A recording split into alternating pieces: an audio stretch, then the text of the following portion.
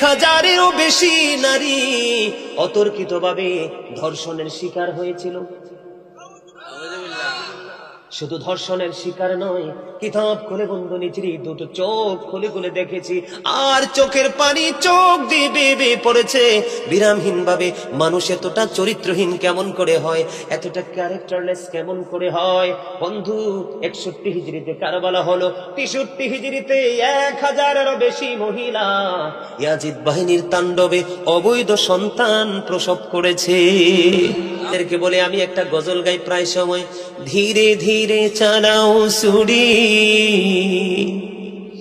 সীমার আমারি গলায়,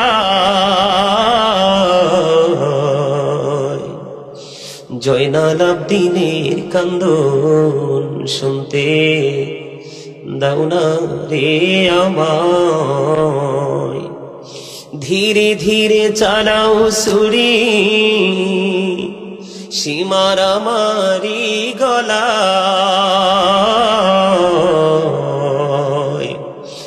জয়নাল আবদিনের কান্দন শুনতে দাও না রে আমায়।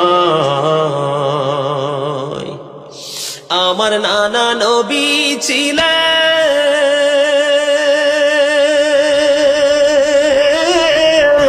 গুনাহগারের শাফি হলেন গো। আমার নানা নবী ছিলেন,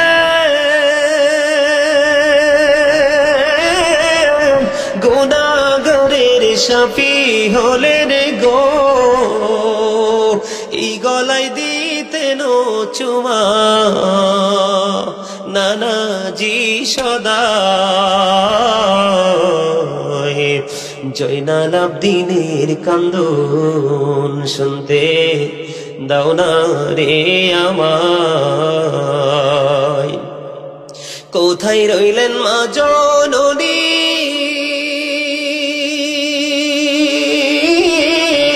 তোমার হোসেন ধরাশায়ী গো। কোথায় রইলেন মা জননী,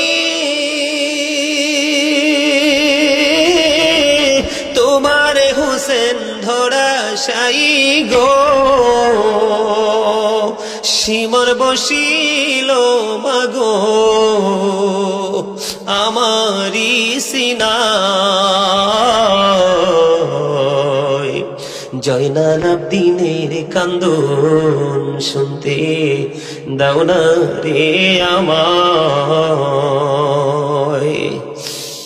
দুধের শিশু কচি কচি কাঁদিতেছেন পানি পানি গো। পানির লাগি বিষের তীরে কলিজা সেদা, জয়নাল আবদিনের কান্দন শুনতে দাও না গো আমায়। ধীরে ধীরে চালাও ছুরি সীমার আমারি গলায়, জয়নাল আবদিনের কান্দন শুনতে দাও না রে আমায়। মারহাবা বলেন। আমার দিকে তাকান, আমি কারবালায় ঢুকতে চাই। কারবালা হয়েছে 61 হিজরিতে। কোন হিজরিতে? 61 হিজরিতে কারবালা হয়েছে। আর এই কারবালার নির্মম ঘটনা ঘটিয়েছে বন্ধু ইয়াজিদ। ইয়াজিদের বাবা আমির মুয়াবিয়া আমার নবীর একজন প্রিয় সাহাবী ছিল, কিন্তু ইয়াজিদ ছিল অত্যন্ত দুষ্ট। তিনি দুষ্ট হয়েছে কেমন করে আমি আপনাদেরকে বলি। আমাদের মা বোনেরা দেখবেন পাতলা পোশাক পরা পছন্দ করে। নবীজি বলেছেন যেই মহিলা পোশাক পরার পরেও বন্ধু তার বডি দেখা যায়, নবীজি বলেছেন ওই মহিলাটা উলঙ্গিনী ল্যাংটা নারী। যেই পুরুষ পোশাক পরার পরেও, লুঙ্গি পরার পরেও, প্যান্ট পরার পরেও, ট্রাউজার পরার পরেও সামনের দিক দিয়ে তার গোপন অঙ্গ দেখা যায়, পিছনের দিক দিয়ে তার লজ্জাস্থান দেখা যায়, আমি বলবো সেটাও ল্যাংটা পুরুষ। কারণ আল্লাহ তো দিয়েছে পোশাক লজ্জাস্থান ঢাকার জন্য। আল্লাহ মানুষকে সুন্দর করে বানাইছে, এই মানুষকে যেন আরো সুন্দর লাগে আল্লাহ পোশাক দিয়েছে। এই পোশাক দেওয়ার পরেও যদি তুমি তোমার লজ্জাস্থান রাখতে না পারো, তাহলে তোমার চেয়ে হতভাগার কেউ হতে পারে না। আমি আপনাদেরকে বলি, এই জিন্স প্যান্ট আমাদের মধ্যে ঢুকাইছে বেঈমানেরা, আমাদের থেকে মেসওয়াকটা কেড়ে নিয়েছে, ব্রাশ দিয়েছে বেঈমানেরা। নারীরা পাতলা পোশাক পরা, সেটাও দিয়েছে বন্ধু বেঈমানেরা। এই জন্য আল্লাহ রাব্বুল আলামিন কোরআনে বলেছে, ইন্নাল কাফিরিনা কানু লাকুম আদুওয়াম মুবিনা। আল্লাহ রাব্বুল আলামিন বলেছেন, দ্য হেরিটেক্স আর the eternal enemy of the believers. ঈমানদারদের প্রকাশ্য শত্রু হলো বেঈমান কাফেরেরা। ইয়াজিদের বাবা আমির মুআবিয়া নবীর প্রেমিক, তিনি একজন সাহাবী ছিলেন। বন্ধু, ওনার সন্তান হলো ইয়াজিদ। তিনি কিন্তু কোনো বেঈমান কাফের মুশরিক ছিলেন না, তিনিও কিন্তু মুসলমান ছিল। তিনি কিন্তু ওপেনলি কোনো মসজিদ ভাঙ্গে নাই, ওপেনলি কোনো মাদ্রাসা ভাঙ্গে নাই। বন্ধু, ওনার কাজ হলো মুখে একটা, অন্তরে আরেকটা। এটার নামই হলো ইয়াজিদ, এটার নামই হলো ইয়াজিদিয়াত। মুখে হলো ইসলামের প্রেমের কথা, অন্তর ইসলামকে ধ্বংস করার পায়ে তারা। এটার নাম হলো বন্ধু ইয়াজিদিয়াত। আপনাদেরকে বলি, ইয়াজিদের যে উপদেষ্টা ছিল তার নাম ছিল শারজুন বিন মানসুর রুমি, যিনি ছিলেন একজন ইহুদি। তিনি দিনের বেলা বানর নাচাতো, রাতের বেলা মদের আসর বসাতো, নারীদেরকে, নষ্ট নারীদেরকে নিয়ে নাচ গানের আয়োজন করত। জোরে জোরে বলেন না নাউজুবিল্লাহ, আর জোরে বলেন না নাউজুবিল্লাহ। বন্ধু, আমি আপনাদেরকে বলি, কারবালা হয়েছে 61 হিজরিতে, আর 63 হিজরিতে হাররার ঘটনা ঘটিয়েছে ইয়াজিদ বাহিনী। আপনারা জানেন কিনা জানি না, যে মসজিদে নববীর মধ্যে বন্ধু 1 রাকাত নামাজ পড়লে 50,000 রাকাতের সওয়াব পাওয়া যায়, ওই মসজিদে নববীর মধ্যে 3 দিন পর্যন্ত আজান দিতে দেয় নাই, আজান দিতে দেয়নি, নামাজ পড়তে দেয়নি। ঘোড়া বেঁধেছিল, ঘোড়া রাস্তা বল করেছিল, নোংরা করে দিয়েছিল। বন্ধু, আপনাদেরকে আরো বড় নোংরা জঘন্য খবর আমি দিতে চাই। বন্ধু, মদিনায় অতর্কিত ভাবে 63 হিজরিতে 700-এরও বেশি সাহাবীকে হত্যা করা হয়েছে। 10,000-এরও বেশি সাধারণ মানুষকে হত্যা করা হয়েছে। বন্ধু, কিতাব প্রমাণ করেছে ইয়াজিদ বাহিনী হলো 100% ক্যারেক্টারলেস পিপল। বুঝেন নাই? চরিত্রহীন, এহীন, চরিত্রহীন। নবীকে মানলে হবে গুড ক্যারেক্টার সম্পূর্ণ পারসন, আর নবীকে না মানলে হবে ক্যারেক্টারলেস পারসন। ইয়াজিদ এবং তার দল কোরআন হাদিসের ভাষায় বন্ধু ক্যারেক্টারলেস পিপল হিসাবে আমরা সবাই জানি, চরিত্রহীন লম্পট। আমাদের দেশে অনেক মানুষ আছে ইয়াজিদের প্রশংসা করে, আছে না নাই? ইমাম হুসাইনের কথা কয় না? এরে যুবক, চান্দিনা উম্বরপুরের যুবক, আমি কিন্তু একটু পরে মাহফিলটা শেষ করে দিব, তোমরা তোমাদেরকে বলবো you are very 100% successful person. কেন জানোনি? তোমরা যদিও হেসেছো, যদিও তোমরা মজা করেছো, আমি বিশ্বাস করি তোমরা ওয়াজেও মজা পেয়েছো, কারণ মজা না পাইলে কেউ কখনোই কাছে থাকে না। আমি তোমাদেরকে আরেকটা মজা দিতে চাই। ইমাম হুসাইনকে বাদ দিয়ে তোমরা আলোচনা করো, ইমাম হুসাইনকে নিয়ে আলোচনা করো না। নবীজি বলেছেন, আল হাসান ওয়াল হুসাইন সাইয়্যিদা শাবাবি আহলিল জান্নাহ। আমার নবীজি বলে দিয়েছেন, Imam Hasan and Hussain are the leader of younger people in Jannah. আমার নবীজি বলেছে, রে আমার যুবক উম্মতেরা, তোমরা শুনে রাখো, তোমাদের জন্য জান্নাতের রিসেপশনে দাঁড়িয়ে থাকবে, তোমাদের লিডার হয়ে যাবে ইমাম হাসান হুসাইন, 2 ভাই। আরে জোরে কন্যা সুবহানাল্লাহ। বন্ধুরে আমার, আমার দিকে তাকান। 1,000-এরও বেশি নারী অতর্কিতভাবে ধর্ষণের শিকার হয়েছিল।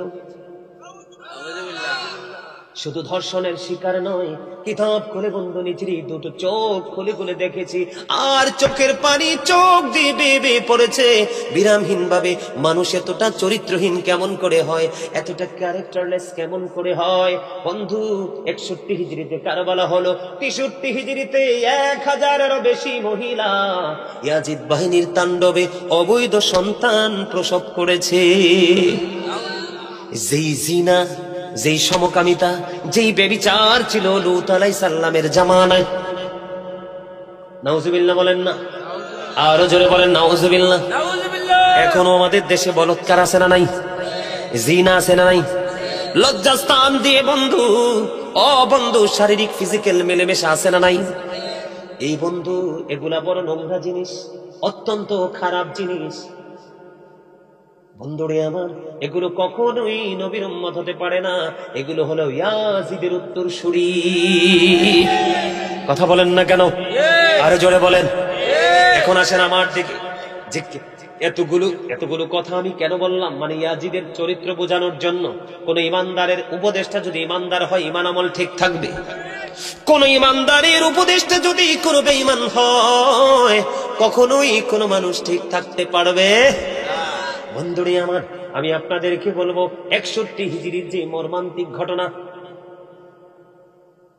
বন্ধুরে আমার, হযরত আলী আকবর, যখন আমি একবারে মর্মান্তিক জায়গাটা নিয়ে একটুখানি বলতে চাই, আমার দিকে তাকান। হযরত আলী আকবর একক যুদ্ধ করতে করতে করতে করতে করতে করতে একক যুদ্ধ, হযরত আলী আকবরের পালা আসলো বন্ধু। হযরত আলী আকবরের পালা যখন আসলো, হযরত আলী আকবর যখন তিনি যুদ্ধের ময়দানে গেলেন, হযরত হুসাইন রাদিয়াল্লাহু তাআলা আনহু তাকে আদর করে তাকে যুদ্ধের ময়দানে বন্ধু কি করলেন? পাঠিয়ে দিলেন। 3 দিন পর্যন্ত ফোরাত নদীর পানি বন্ধ। কয়দিন? 3 দিন। মানুষ কি পানি না পেয়ে থাকতে পারে? যেই নবীর কারণে আল্লাহ রাব্বুল আলামিন এত নিয়ামত বরাদ্দ করে দিল, যেই নবীজির কারণে এত নিয়ামত আমাদেরকে বন্ধ দিয়ে দিল, সেই নবীর কলিজার টুকরা, জান্নাতের সরদার, জান্নাতের লিডারের মধ্যে একজন, অনলি 1% ইমাম হুসাইন রাদিয়াল্লাহু তাআলা আনহু, তিনি বন্ধু ওই দিনের জন্য সবচেয়ে বড় সেফ ছিলেন। কিন্তু ওনার জন্য, ওনার দলের জন্য 3 দিন পর্যন্ত ফুরাত নদীর পানি বরাদ্দ ছিল না বন্ধু। পশু পাখি, বেঈমান কাফের মুশরিকেরা ফুরাত নদীর পানি বন্ধু খেয়েছে, ভক্ষণ করেছে। নবীজির কলিজার টুকরা, যার মা হলো জান্নাতে মুমিনাদের সরদারিনী, মা খাতুনে জান্নাত ফাতেমা, তিনি হলেন আপনার বন্ধু উম্বরপুর গ্রামে। আজকে আমার মা বোনেরা নিশ্চয়ই অনেকে আলোচনা শুনতেছে। আল্লাহর হাবিব বলেছেন, উম্বরপুর পুনশাইরের আমার মা এবং বাবা, মা গো, তোমাদেরকে বলতে চাই, বোনদেরকে বলতে চাই, আল্লাহ রাব্বুল আলামিন, আল্লাহর হাবিব জানিয়ে দিয়েছে, ফাতেমাতু সাইয়্যিদাতু নিসাই আহলিল জান্নাহ। আমার নবী বলেছেন, mother Fatema is the leader of females in Jannah. আমার নবী বলে দিয়েছেন, মুমিনাতের জান্নাতে সরদারিনী হবে মা খাতুনে জান্নাত ফাতেমা। ইমাম হুসাইনের মতো মানুষ ওনার জন্য ফুরাত নদীর পানি বরাদ্দ বন্ধু। বন্ধুরে আমার, ইমাম হুসাইনের থেকে অনুমতি নিয়ে, হযরত আলী মুকাম থেকে অনুমতি নিয়ে আলী আকবর চলে গেলেন যুদ্ধের ময়দানে। যুদ্ধ করতে করতে করতে করতে বন্ধু তিনি এবার আর পারতেছে না, বাবার কাছে আসলেন। খেয়াল করবেন ইসলামটাকে তারা কেমন করে জিন্দা করে গেছে, সত্যটাকে তারা কেমন করে বন্ধু তুলে ধরে রেখে গেছে বন্ধু। প্রকৃত মুমিন কখনো বন্ধু অর্থের কাছে বিক্রি হয় না। প্রকৃত মুমিন সব সময় সত্যের পথে লড়াই করে। তার এক্সাম্পল 61 হিজরিতে ইমাম হুসাইন আমাদের মধ্যে যে চেতনাটা দিয়ে গেছে।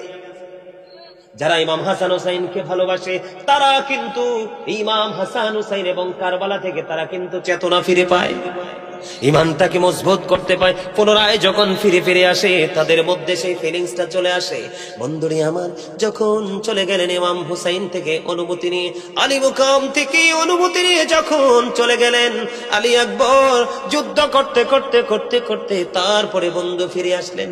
ফিরে আসার পরে আয়েশা বললেন, বাবাকে ডাক দিয়ে, হযরতে হুসাইন রাদিয়াল্লাহু তাআলা আনহুকে ডাক দিয়ে বললেন, বাবা, বাবা গো, ও বাবা, আমাকে একটা ফোঁটা পানি দাও। আল্লাহু আকবার বলেন না? বাবা, বাবা গো, আমাকে একটা ফোঁটা পানি দাও। আমি যদি একটা ফোঁটা পানি পাই গো, ওই আমি আমার নানার দুশ্মন, ইসলামের দুশ্মন, আল্লাহর হাবিবের বিধানকে যারা অমান্য করে, কলঙ্কিত করে, এই কলঙ্কিত মানুষগুলোর উপর আমি আমার হায়দারি আক্রমণ চালাবো। এই কথা যখন বললেন হযরত আলী আকবর, বন্ধু কত হৃদয় বিদারক, কলিজা ছিঁড়ে যায় রে। আপনাদেরকে বলে বুঝাতে পারবো না। যখন বন্ধু একা একা যখন কারবালার ইতিহাস যখন পড়তে বসি, এমন যতবার এই কিতাবটা নিয়ে বসেছি বন্ধু, ততবার কিতাবের মধ্যে বন্ধু চোখের পানি পড়েছে এবং বন্ধুর দাড়িগুলো ভিজে গেছে। সহ্য করা যায় না, সহ্য করা যায় না। 3 দিন পর্যন্ত ফুরাত নদীর পানি বন্ধ পায় না। 3 দিন পর্যন্ত ফুরাত নদীর পানি বন্ধ করে দিল। এরপরেও সত্যের পক্ষে লড়াই তারা ছাড়েনি। এখান থেকে আমরা ইসলাম প্রিয় যারা তারা যুদ্ধ শিখেছি, ঠিক কিনা বলেন? এমনি করে করে বাবার কাছে আসলেন। বাবা গো, বাবা হলেন হযরতে হুসাইন রাদিয়াল্লাহু তাআলা আনহু। বাবা, ও বাবা, আমাকে একটা ফোঁটা পানি দাও, আমি আবার পুনরায় যুদ্ধের ময়দানে যাব, তাদের উপর হায়দারি আক্রমণ চালাবো। এবার বন্ধু আমার নবীজির কলিজার টুকরা হযরতে আলী মুকাম ইমাম হুসাইন রাদিয়াল্লাহু তাআলা আনহু তিনি কি করলেন? বাবা, বাবা গো, আমি কেমন করে তোমাকে পানি দিব গো? আজকে তোমার মতো আমিও তো 3 দিন তৃষ্ণার্ত, আমার কাছে তো কোনো পানি নেই। বন্ধু আমার নবীজি প্রায় সময় ইমাম হুসাইনের দিকে নবীজির পবিত্র জিহ্বা মোবারক বের করে দিতেন। ইমাম হুসাইন রাদিয়াল্লাহু তাআলা আনহু আমার নবীজির পবিত্র জিহ্বা মোবারক চেষে ওনার মধ্যে একটা প্রশান্তির একটা ফিলিংস তিনি আনতে পারতেন। এই দৃশ্য দেখে ইমাম হুসাইন রাদিয়াল্লাহু তাআলা আনহু আলী আকবরের দিকে কি করলেন? আলী আকবরের দিকে শুষ্ক জিহ্বাটা বের করে দিল। ও বন্ধু হযরত আলী আকবর আমার কলিজার টুকরা হুসাইন রাদিয়াল্লাহু তাআলা আনহুর শুষ্ক জিহ্বাটা বন্ধু চুষলেন, কিন্তু জিহ্বায় তো কোনো রস নাই। জোরে জোরে বলেন না আল্লাহু আকবার, জোরে বলেন না আল্লাহু আকবার। যারা সত্যের জন্য, ইসলামের জন্য, ইসলামের ঝান্ডা উড্ডীন করার জন্য যাদের জীবনকে এমন ভাবে শহীদি মর্যাদার দিকে বন্ধু ইচ্ছে করে দাবিত করে দিয়েছে, তাদেরকে কিছু বললে কি মানা যায়? সহ্য করব আমরা? কথা বলেন, সহ্য করব? সহ্য করা যায় না, কারণ তাদেরকে ভালোবাসা আমাদের জন্য ফরজ।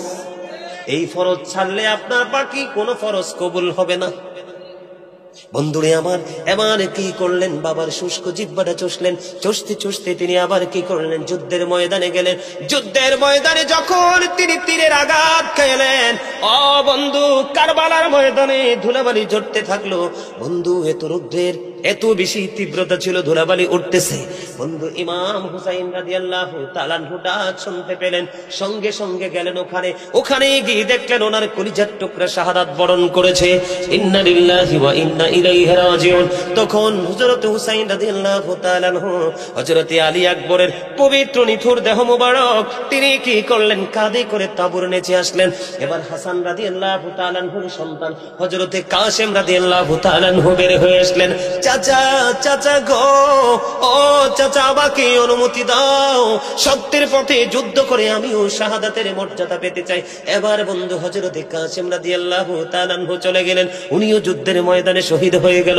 শহীদ হওয়ার পরে আবার ওই চাচা ইমাম হুসাইন দৌড়ে চলে গেল। বাবা গো, তোমাকে আমি দুর্বল হয়ে পড়েছি, তোমাকে আমি সাহায্য করতে পারলাম না। নিজের সন্তানের সাথে বন্ধু হযরতে কাসেম রাদিয়াল্লাহু তাআলা আনহুর দেহটাও তাঁবুর সামনে রাখলো। জোরে জোরে কন্যা ইন্না লিল্লাহি ওয়া ইন্না ইলাইহি রাজিউন। বন্ধু এবার কি করলেন?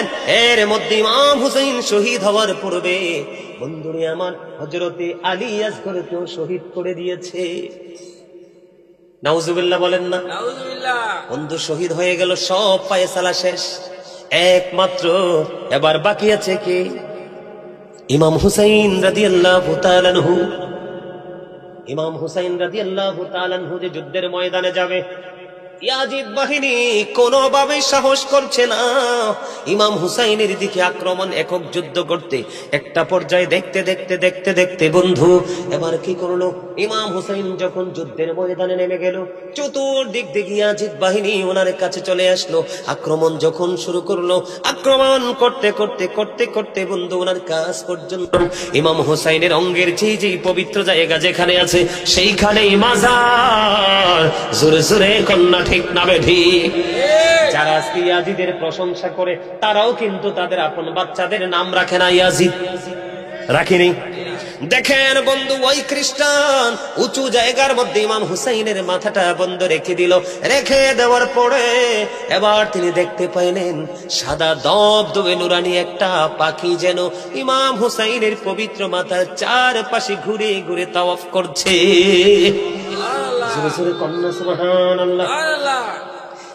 আমি আপনাদেরকে বলে দিতে চাই, এই যে ইমাম হুসাইন এবং ইয়াজিদের মধ্যে দ্বন্দ্ব হলো, ইয়াজিদ ছিল রং,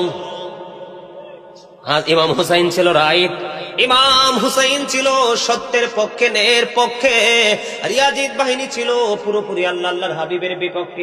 এই কারণেই বন্ধু যুদ্ধ হয়েছে, আর এই যুদ্ধ থেকে আমরা ইমানদাররা শিক্ষা নিয়েছি, ঠিক কিনা বলেন? এই জন্য আমি আপনাদেরকে বলি বন্ধু, আমি আপনাদেরকে বলি, আমি একটা গজল গাই প্রায় সময়, ধীরে ধীরে চালাও ছুরি, সীমার আমারি গলা, জয়নাল আবদিনের কান্দন শুনতে দাও না রে আমায়, ধীরে ধীরে চালাও ছুরি,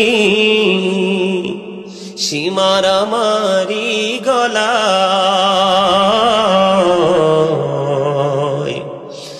জয়নাল আবদিনের কান্দন শুনতে দাও না রে আমায়।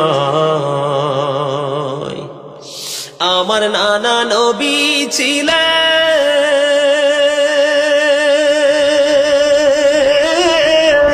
গুনাহগারের শাফি হলেন গো, আমার নানা নবী ছিলেন,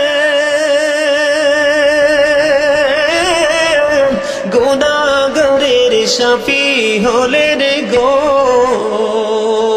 এই গলায় দিতেন চুমা নানাজি সদা, জয়নাল আবদিনের কান্দন শুনতে দাও না রে আমায়। কোথায় রইলেন মা জননী,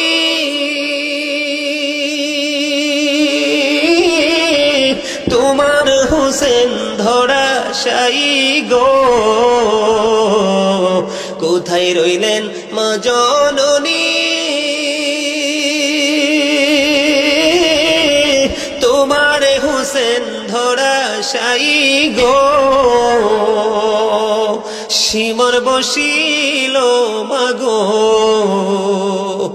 আমারি সিনায়, জয়নাল আবদিনের কান্দন শুনতে দাও না রে আমায়। দুধের শিশু কচি কচি কাঁদিতেছেন পানি পানি গো, পানির লাগি বিষের তীরে কলিজা সেদা, জয়নাল আবদিনের কান্দন শুনতে দাও না গো আমায়, ধীরে ধীরে চালাও ছুরি, সীমার আমারি গলা,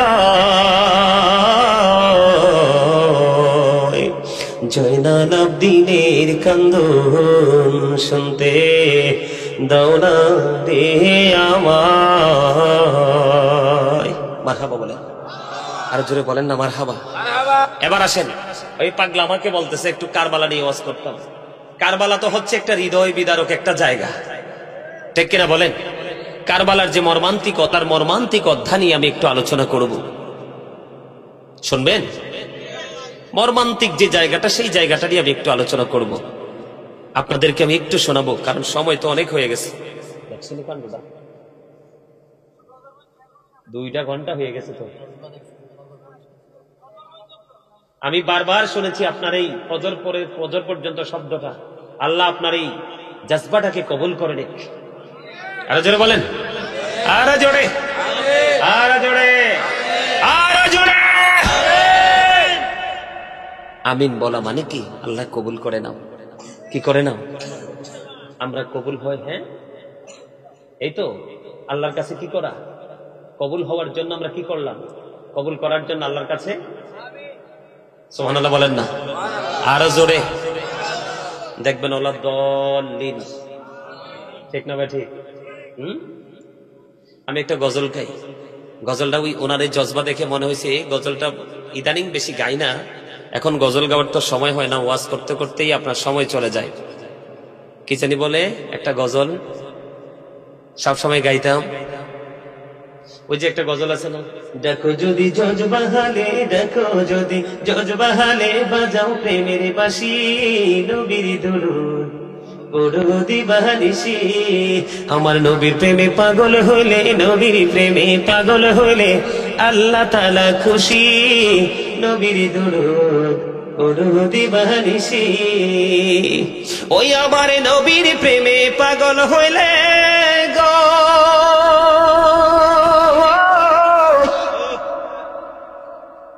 ওই আমার আল্লাহ তাআলার দিদার মিলে গো। দেখো যদি জজ বাহালে, দেখো যদি জজ বাহালে, বাজাও প্রেমের বাঁশি, হায়রে বাজাও প্রেমের বাঁশি, নবীর দুরূদ পড়ো দিবানিশি। ওই আমার নবীর প্রেমে যে হয় মাতাল, তাহার সম্মানে রয় চিরকাল। প্রমাণ আছে হযরত বিল্লাল, প্রমাণ আছে হযরত বিল্লাল, বাইন্দা প্রেমের রশি, হায়রে বাইন্দা প্রেমের রশি, নবীর দুরূদ পড়ো দিবানিশি। ওই হযরত ওয়াজ করুনি প্রেমিক ছিল গো, ওই আমার নবীর প্রেমে দাঁত ভাঙিল গো। জুব্বায়ও উপহার পাইল, জুব্বায়ও উপহার পাইল, হইয়া প্রেমে উদাসী, নবীর দুরূদ পড়ো দিবানিশি। মারহাবা কন্যা,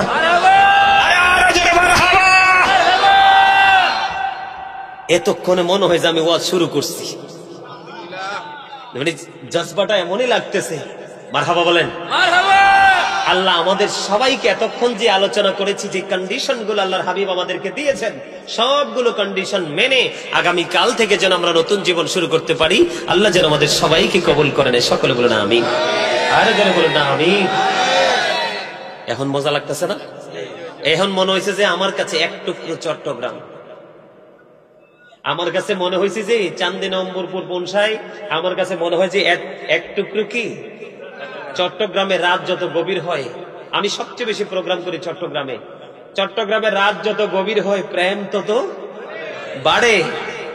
আসলে তো প্রেমের মজা তো গভীরে, যত জনগণ কমবে প্রেম তত বাড়বে। এটাই চট্টগ্রামবাসীর মধ্যে এটা এখনো পাওয়া যায়। বাংলাদেশের রাজধানী হলো কি? Dhaka is the capital of Bangladesh. বাংলাদেশের রাজধানী কি? আর সুন্নিয়তের সিটি কোনটা? রাজধানী কোনটা? সুন্নিয়তের ক্যাপিটাল কোনটা? চট্টগ্রাম। ওখানে গেলে বুঝবেন প্রেম কাকে বলে। এমিয়া গজলে টান দিলে কেউর পকেটে হাদিয়ার স্থির থাকে না, কেউর পকেটে হাদিয়ার কি থাকে না, স্থির থাকে না। ঢাকাও এমনটি হয়। আমি নারায়ণগঞ্জ হরিপুরে এই জানুয়ারি 24 তারিখে ওই মাহফিলটাতে যাব। প্রথম বছর যখন গেছি, মাহফিলের হাদিয়া ঠিক যত টাকা দিছে মাহফিলের হাদিয়া, পরে পকেট চাইয়া দেই গজলের হাদিয়া সেম টু সেম। মারহাবা বলেন। আসলে আমি হাদিয়া বলেন, এটাকে বলি প্রেম। এখন তো আর ওই রকম গজল গাওয়া যায় না, কারণ বিভিন্ন বিষয়ের উপর আলোচনা করি।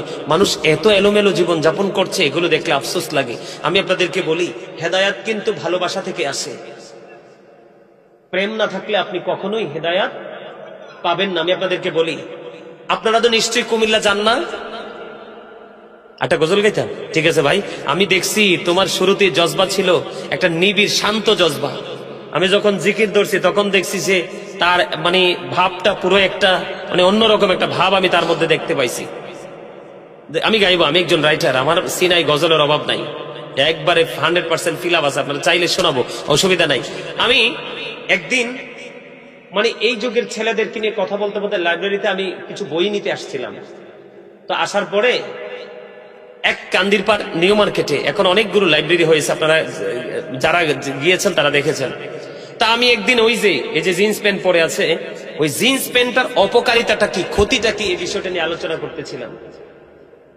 ছেলেটা মনে হয় ছেলেটা 8-এ না জানি 9-এ পড়ে, আমি জানি না। ছেলেটা বললো, হুজুর আমার তো অনেকগুলো জিন্স প্যান্ট, আম্মুর সাথে ঝগড়া করে আমি জিন্স প্যান্ট কিনি, আমার পছন্দ, কিন্তু আজকে দাঁড়িয়ে দাঁড়িয়ে দূর থেকে আমি শুনলাম আপনার বক্তব্যটা, কোরআন এবং হাদিস দুটোর মধ্যে জিন্স প্যান্টকে অবৈধ বলে ঘোষিত হয়েছে।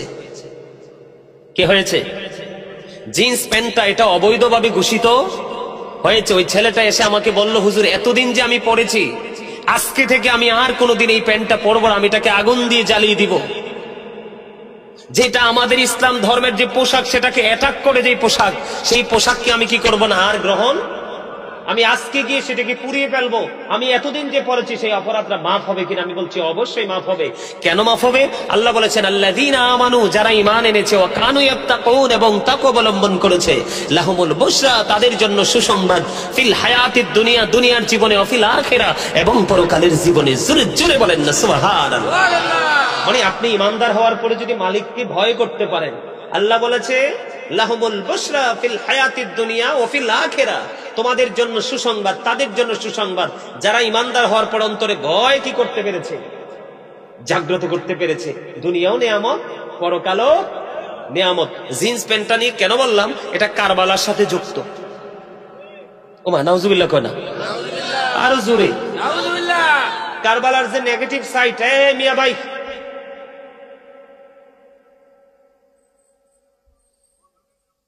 এটা কারবালার যে সাইড, দুটো সাইড, একটা নেগেটিভ একটা পজিটিভ। নেগেটিভ সাইডের সাথে এই জিন্স প্যান্টটা যুক্ত। কেন যুক্ত আমি বলি, এই কারণে যুক্ত। এইদিকে দেখান, এই যে আমার পায়জামার উপরটা কিন্তু এখানে, নাভির অনেক উপরে, 4 থেকে 5 আঙ্গুল উপরে, আর নিচে দিয়ে তো টাকনুর অনেক উপরে। কেন বলতেছি, তোমরা এই বিষয়টা সিরিয়াসলি নিবে ভাইয়ের আমার। তো এই পোশাকটার পাশাপাশি আরেকটা ওয়াজ করতে হবে। আমার একটা স্বাস্থ্য ভাই এসে বইছিতে একবার টকটকে লাল পাঞ্জাবি পরে আসছে। এই পাঞ্জাবিটা পুরুষের জন্য টকটকে লাল পোশাকটা কতটা ক্ষতির কারণ, এটাও একটু বলবো। এটার সাথে নিবেন আপনারা, বিশেষ করে যুবকরা তোমরা নিবা। এই শিক্ষাটার দরকার আছে না নাই? আছে না নাই? তোমরা তো সিল মেরে ফেলছি, মাস্কটা খুলে ফেলো।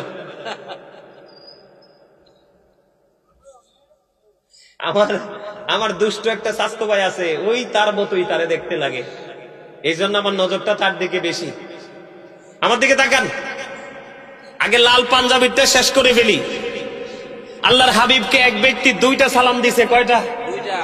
2টা সালাম দিছে নবীজি। একটা সালামের জবাবও ইয়া রাসূলুল্লাহ, ইয়া হাবিবাল্লাহ, নবী গো, এক এক করে 2টা সালাম দিলাম। 2টার একটা সালামের জবাব আপনি দেননি। ইয়া রাসূলুল্লাহ, নবী কেন গো? আমার নবীজি জানিয়ে দিয়েছেন, বন্ধু, ঈমানদার পুরুষ যারা আছো, যুবক, তোমাদেরকে বলি, তোমরা কত ভুল করছো, না বুঝে বুঝে, না জেনে জেনে, না শুনে শুনে। তোমরাই ভুল থেকে বের হয়ে আসতে হবে, না হয় কবর বড় ভয়ঙ্কর হবে রে যুবক।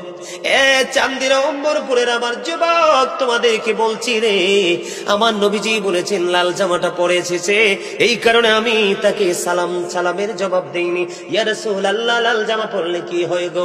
আমার নবীজি বলে দিলেন লাল জামা পরলে কি হয়। তোমরা যদি জানতে রে, কোনদিন তোমরা পুরুষ হয়ে, ঈমানদার পুরুষ হয়ে তোমরা লাল জামাটা পরতে না। লাল জামাটা পরলে কি হয় নবী, নবী গো? এই নবীজি বললেন একেবারে টকটকে লাল জামা ঈমানদার পুরুষের জন্য মাকরুহ তাহরিমি, এটা হারামের অন্তর্ভুক্ত। এই জন্য নবীজি বলেছে তোমরা কখনো স্বর্ণের আংটি পরিও না, গলায় কখনো স্বর্ণের চেইন দিও না, তোমরা কখনো তোমরা রেশমি পোশাক, রেশমি কাপড় দিয়ে পোশাক তোমরা পরো না, কখনোই টকটকে লাল জামা পরিও না। এখন দেখি বিদেশ থেকে আসলে মোটা একটা চেইন ঝুলাই গলায়, হাইজেকার ধরে নিয়ে যায়, কয় আয় রে আল্লাহ, কি করলো? তুমি কেন গলায় ঝুলাইলা? দোষ তো তোমার। কারণ তুমি কি জানো না, এই দেশটা হলো বড় একটা চোরের দেশ। কথা বলেন না কেন? কোন দিক দিয়ে, কোন দরজা দিয়ে এসে আপনার ঈমান চুরি করে নিয়ে যায়, কোন দরজা দিয়ে আসে কোন হায়না আপনার আমল চুরি করে নিয়ে যায়, কোন দরজা বন্ধ কেটে, ওয়াল কেটে আপনার এই পৃথিবীর সম্পদ কেড়ে নিয়ে যায়।